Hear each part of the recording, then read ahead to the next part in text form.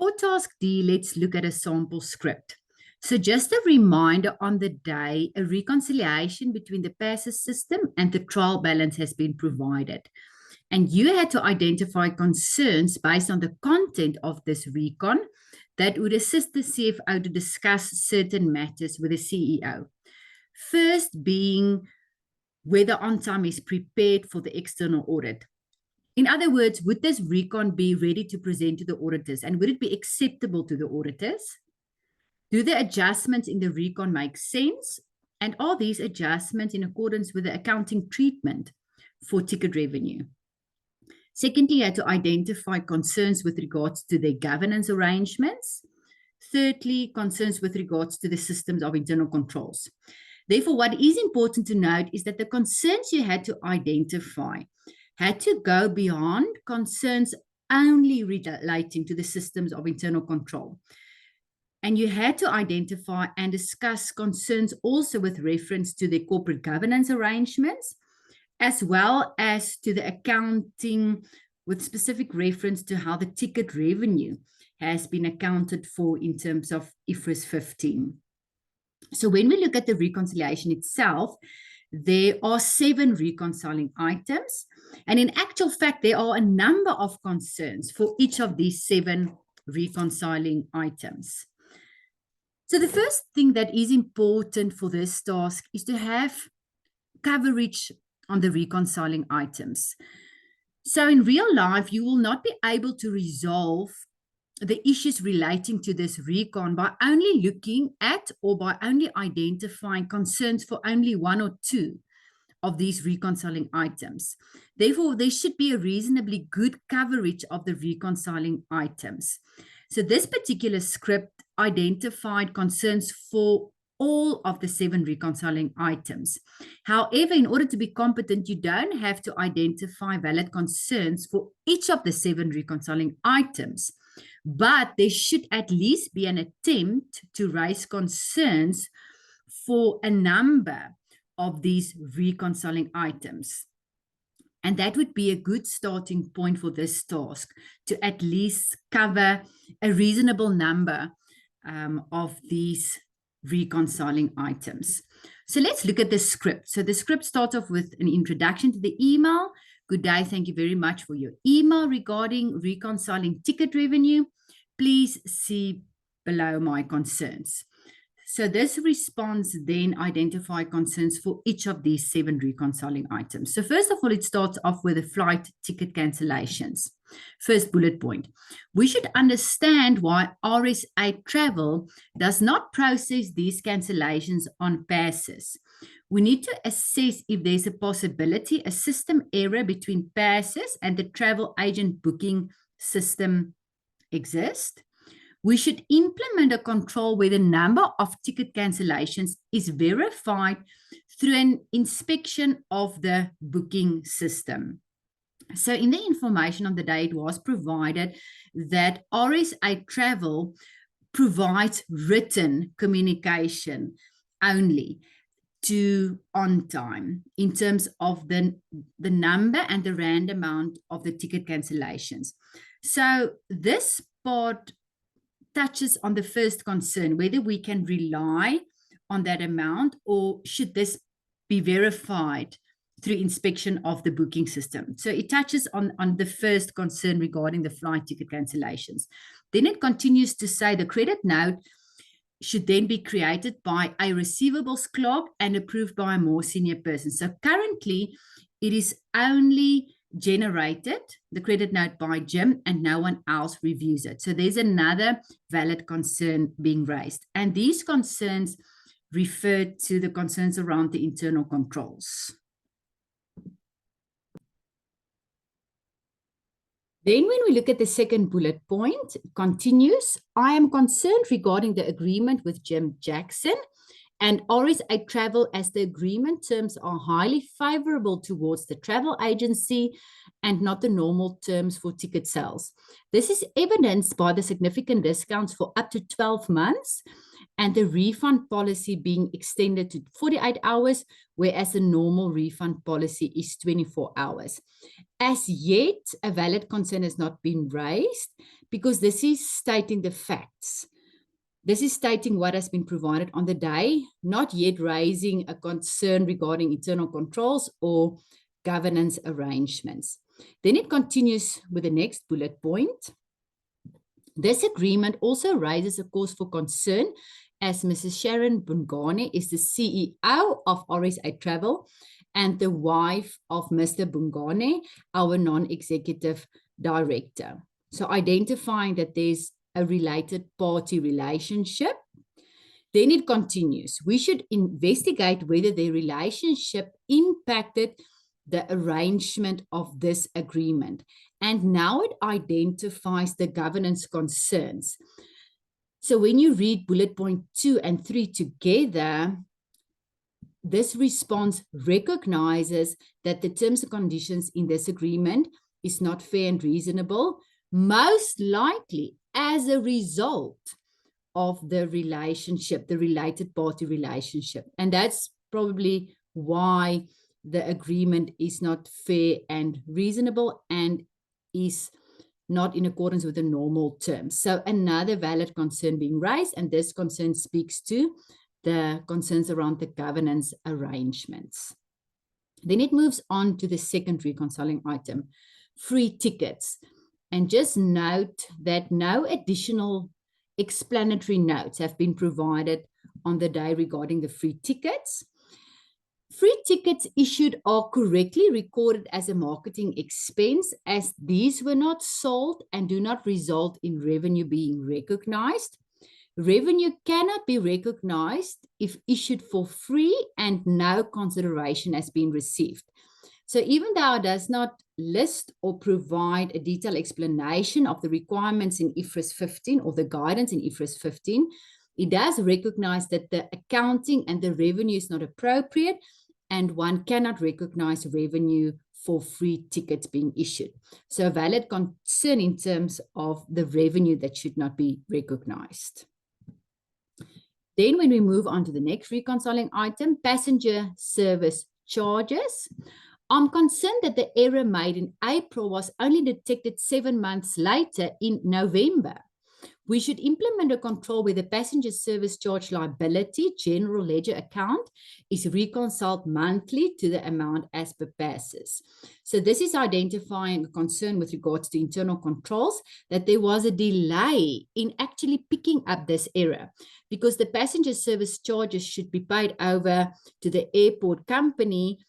And only 7 months later, this issue has been identified. So with the monthly recon, this would have been identified and detected earlier. So raising a valid concern in terms of the passenger service charges. When we look at the next bullet point, the process described appears to be a manual journal captured where the passenger service charges is extracted from the passer system and recorded.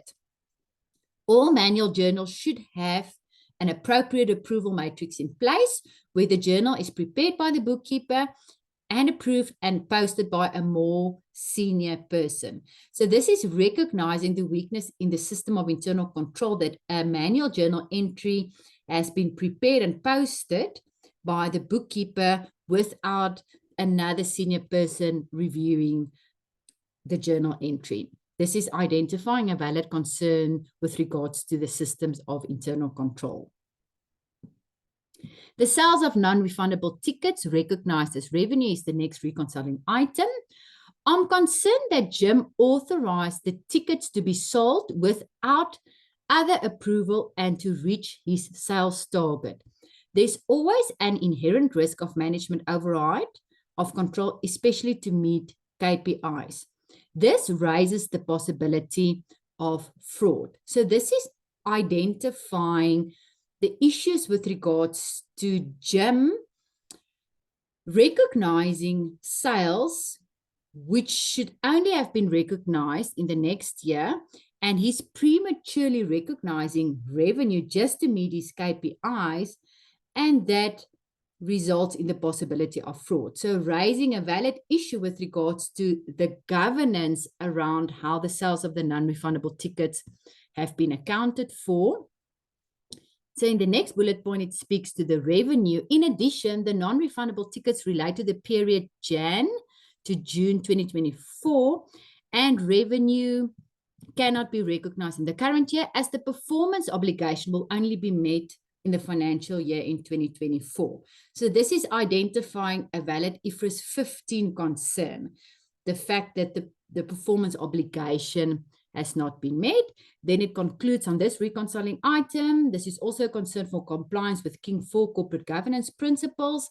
Jim has taken advantage of his position as head of sales and marketing and has not acted with integrity by using his position for personal gain. So this just reaffirms the first bullet point by recognizing there's an issue with regards to the governance and how Jim is recognizing revenue and is using his position to gain personally by meeting his KPIs. So valid concerns have been identified for this reconciling item. The next reconciling item, tickets sold to directors. I'm concerned that there is no approval process for booking tickets for directors at a charge of R0. So in the information on the day it was provided that directors get tickets at a nominal amount of 250. However, what appears in the reconciliation and the notes to the reconciliation is that these tickets are now booked at R0, no value. So in other words, where's the approval? And in essence, why is this now booked at R0? There should be an approval process with the department head or head of sales where the tickets are approved to be below the cumulative annual number booked to date and where it is checked that these are booked for immediate family members. Further, the department head should keep a record of the 250 charge per ticket payable to the directors. So recognizing, even though it's been booked at nil, there should be a 250 nominal charge to the directors, and those are payable by the directors. So identifying the valid concern that there's a lack of approval, there's a lack of internal controls within this part of the system because there's no approval. Secondly, this is also concerning as 40 tickets were booked. However, the company policy only allows 15 tickets per executive director. There are only 2 executive directors. So in other words, this should imply that there should be a maximum of 30 tickets booked during the year. So this is contrary to the company policy. So recognizing there's governance issues possibly, but also weaknesses in terms of the system of internal control. So how is it possible that the system now actually allows the booking of 40 tickets, whereas 30 tickets should have been booked? And are there governance issues? Is there a possibility that there's an inappropriate use of the responsibilities in terms of booking more tickets than what they are entitled to? As you and Bridget are company directors, you are expected to comply with the Companies Act, and you should demonstrate good governance principles as per King 4. Further, as a CISA, you should comply with the SAICA CPC. This is an ethical concern as the company policy is not being applied. And as directors, you are required to act responsibly with transparency and integrity. And then it concludes that the principles of good governance result or impose the responsibility on directors to lead ethically and effectively and not use their position for personal gain. So reaffirming the governance issues and the possible governance issues around booking more tickets than what they are entitled to, probing or questioning whether there's a concern with regards to the governance around the booking of these tickets. Test transactions on the PASS system not reversed. There's a concern as these transactions are overstating revenue by 742 million as these revenue transactions did not occur.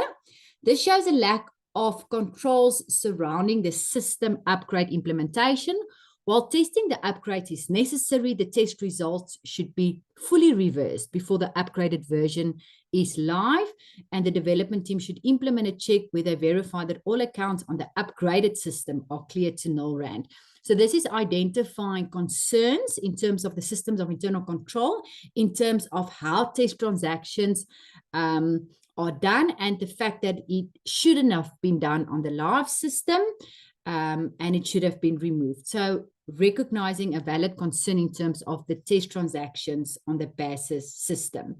And then the last reconciling item, there's an unreconciled difference. And for this reconciling item, no additional notes have been provided either. So there's an amount on the reconciliation, which is actually an amount that they could not balance out or that they could not reconcile. This is a concern as the reconciliation is in actual fact not reconciled, as there's still a difference that can be accounted for. So this statement is quite obvious. It is an issue. It hasn't been reconciled. However, what we would have liked to see more for this particular one is actually asking the question, based on the errors already discussed, should this reconciling amount not be bigger in actual fact? Because it seems as if there are a number of reconciling items that might not be valid. So probing whether this reconciling difference would not be bigger, or prompting and probing whether one can actually look at the amount only, because currently it is stated that the amount is immaterial, the rand amount. However, one does not only look at materiality from a quantitative perspective, but also from a qualitative perspective. So we wanted a little bit more before this could qualify as a valid concern. And then it concludes, please let me know if you have any questions or concerns as noted above. So when we take a step back and assess the coverage in terms of the number of reconciling items, as well as the validity of the reconciling items, as well as the breadth of the answer in terms of whether this response identified concerns with regards to the systems of internal control. Those concerns have been identified. There are also concerns raised with regards to the corporate governance arrangements at on time. And there are also concerns being identified with regards to revenue recognition and whether IFRS 15 has been applied correctly. So based on all of these aspects, this sample script is then graded as being competent.